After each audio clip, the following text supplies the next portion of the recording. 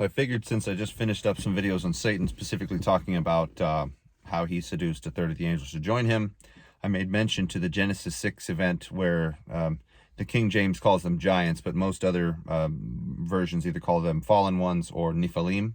The word Nephilim literally means fallen ones, but it's about angelic cohabitation, and I have a very awesome readout on that, and I would like to share that with you guys because it's kind of important to know. This was part of Satan's plan. It's part of their whole lust for bodies. It's part of the way. It's one of the ways that Satan tried to destroy the line of man, leading to Christ, to make sure that he never came around. Of course, he failed. Noah stayed pure, so on. And the Lord always has his way through chosen well before the time even comes. So let's get into it. Genesis 6, 1 and 2. Now it came to pass that when man began to multiply on the face of the earth, and daughters were born to them, the sons of God, in other words, the fallen angels, noticed the daughters of men that they were beautiful. So they took wives for themselves from all whom they selected. As the passage above indicates, it was a time of rapidly increasing population growth, and the new inhabitants, now separated from the fall and the prophecies to Adam and Eve, by many years and many generations. It was also a time of little spirituality outside of the direct line of Seth, a circumstance which was to provide the devil with his opportunity for attack. First of all, the phrase sons of God mentioned here most definitely refers to angels, just so we're clear. This is so despite elaborate attempts to otherwise construe this passage on the part of those who have found the clear meaning uncomfortable due to the bias against the existence of all things supernatural alluded to at the opening of this section. For one thing, we cannot assume that only daughters were born to mankind, for, obvious enough, male and female offspring would be necessary for the population expansion here described. No, the daughters are singled out because they became the objects of the attention of the sons of God, the fallen angels, mentioned next. For it is the female who carries the essential seed of our humanity, see the virgin birth, for example, and was, therefore, the natural target of this satanic operation. Even more convincing is the fact that everywhere else in Scripture, the phrase B'nai Ha-Elohim, sons of God, and its variants refer not to men, but to angels. Job 1:6, 2:1, 38:7, Psalm 29:1. Also see Psalm 103:20 and 148:2, and Psalm 89:6, where it says B'nai Elohim, which is a shortened version of it, same thing. Finally, all of those verses, by the way, say B'nai Elohim, specifically talking about the sons of God, referring to angels. So, yeah. Finally, as we have mentioned above, there are 3 New Testament passages which reference the events of Genesis chapter 6. I've actually mentioned these before. Forgive me. I'm trying to speak around these things because I'm trying to turn this stuff into video form for you guys to enjoy. So there are 3 major verses we're about to go over that all reference the events of Genesis chapter 6 and all clearly link fallen angels to the activities here described. 1 Peter 3:19 through 20. It was also by means of the Spirit of Christ that the Spirit of Christ visited the angelic spirits in prison, in other words, the abyss, when he paid for our sin, and proclaimed his victory. These are the angels who were disobedient in the days of Noah and the time when God patiently waited, in other words, delayed judgment, while the ark was being built. Here is 2 Peter 2:4 through 10. For if God did not spare angels when they sinned, but plunged them into Tartarus and its gloomy pits, in other words, the abyss, preserving them for the day of judgment, and did not spare the antediluvian, the post of the pre-flood world, but kept Noah safe as a proclaimer of righteousness, and the 7 with him, when he brought the flood upon the ungodly inhabitants of the world, and condemned the cities of Sodom and Gomorrah to destruction, reducing them to ashes, and making them an example to those bent on similar ungodly behavior, and rescued righteous Lot, who was tormented by the depraved lifestyle of those lawless men. For through the things he saw and heard, just by dwelling among them, this righteous man was damaging his righteous way of life day by day, on account of their lawless deeds.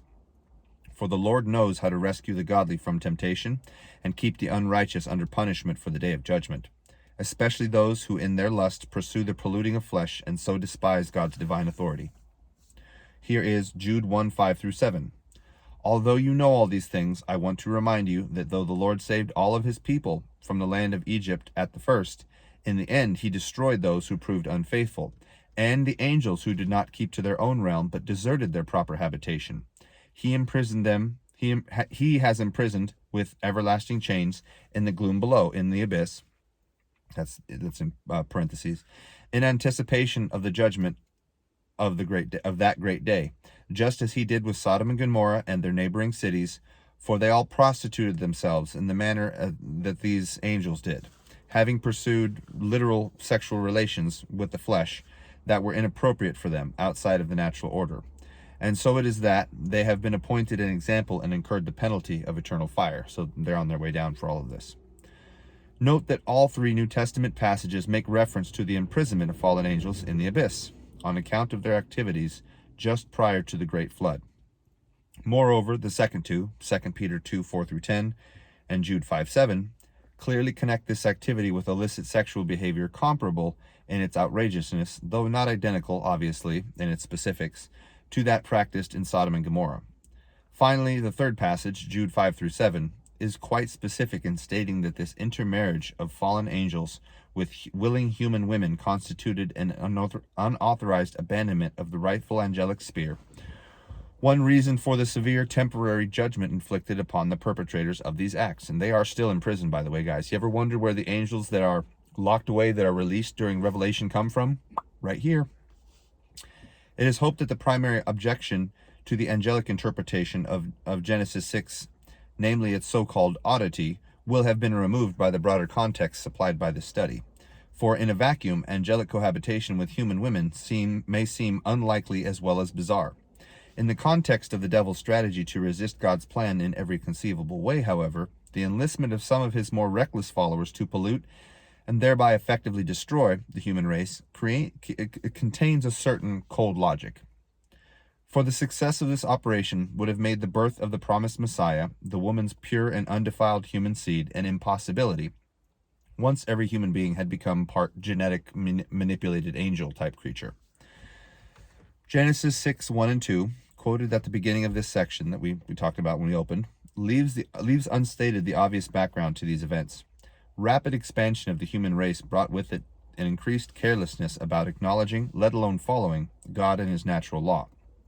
Of this we may be sure, for it is just through this expanding depravity of human behavior seen here on earth for the first time, though certainly not the last time, that forms the basis for a divine displeasure so extreme that the great flood becomes the only acceptable remedy. And that was Genesis 6, 5-8, and also 6, 11-13. These conditions provided Satan with the first major strategic opportunity since his success in corrupting Adam and Eve.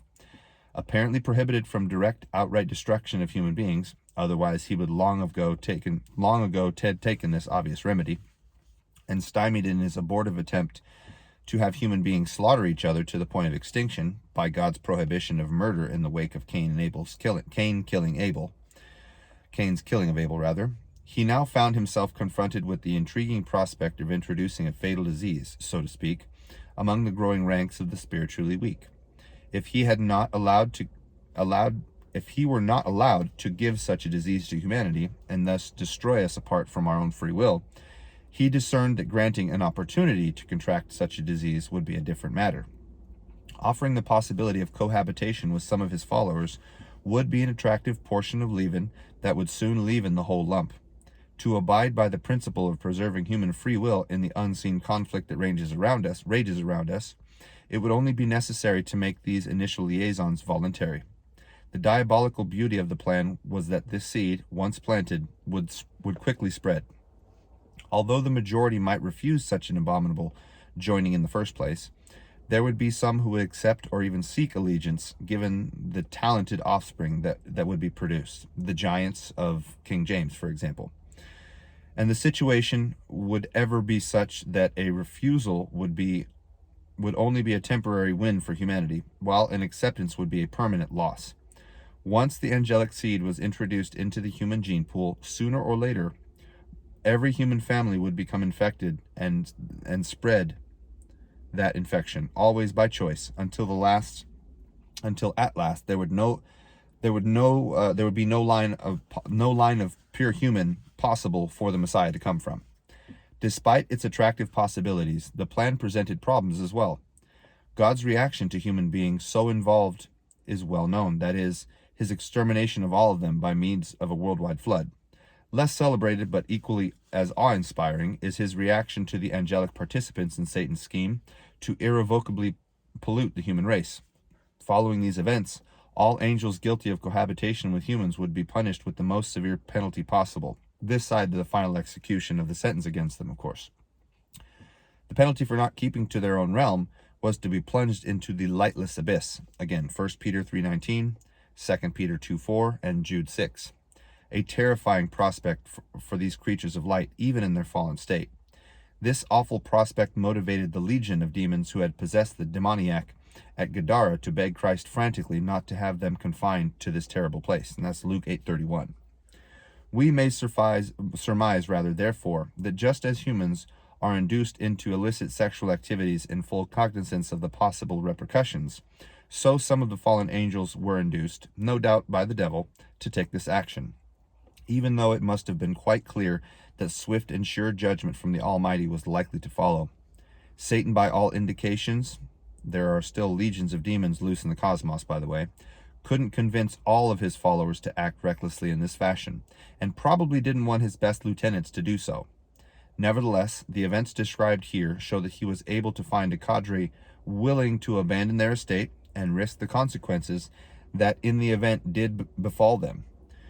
We have already noted in the first, in my last videos, I was talking about how Satan essentially tricked all of the other angels by basically creating a lust inside them to have a physical body that they knew they weren't supposed to take, that was probably directly prohibited, which would totally make sense because that's what he did with Eve. He had all the knowledge, they had a body, but they didn't have the knowledge, so he enticed her into wanting the knowledge.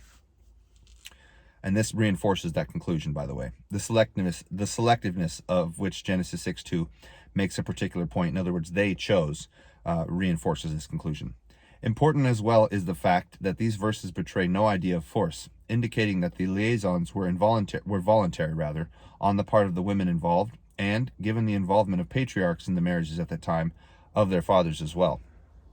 So, yeah, this is seems pretty obvious to me. Clearly, because they don't have bodies, angels don't have the ability to, like, create a human sperm, but I'm certain because of their... I'm surmising these things, we don't know, but for them to be able to do this, they have to have some measure of control over the creation and how to perhaps construct DNA. I don't know. I do know that angels, they know things we don't know. Clearly, they were able to pollute the earth in such a way before mankind ever came around that they possess knowledge and capacities that our modern day scientific machinery can only dream of, and perhaps would totally explain how we're being slowly ushered into the tribulation and all the miracles that are going to come along with it. Because I'm sure back then, having a super giant child that made you look good and made everybody think you're cool was also considered angelic, or I'm sorry, miraculous on the part of the angels cohabitating with them. So, and the description of marriage describes a willful desire on the part of the women to be seen as cool, fancy, popular, whatever. You know, maybe their sons were, well, I mean, the men of old, the renowned names that we hear often, they are essentially completely wiped off the earth during the flood, and we hear nothing about them except perhaps stories passed down from Canaan and Ham. Remember how they basically let their father lay naked, drunk? Anyway, interesting stuff. Totally explains some of the things that are about to come about, and it also kind of partially puts forward information towards how the mark of the beast is going to be miraculous in a way too, because who knows how to adapt to our genetics better than angels, it seems, other than God, of course. He knows absolutely everything because he constructed us. So comment down below, let me know what you think. Like, share, subscribe. I hope you guys are enjoying these things. These are things we need to know, because again, the tribulation, the end times are compared to the days of Noah many times, and it's good to have an idea as to what's possible. I don't think angelic cohabitation will be a thing. I do think that there will be genetic manipulation that we haven't seen the likes of since the Genesis 6 events. So totally makes sense. Hope you guys are having a good day. Bless you all. Talk to you soon.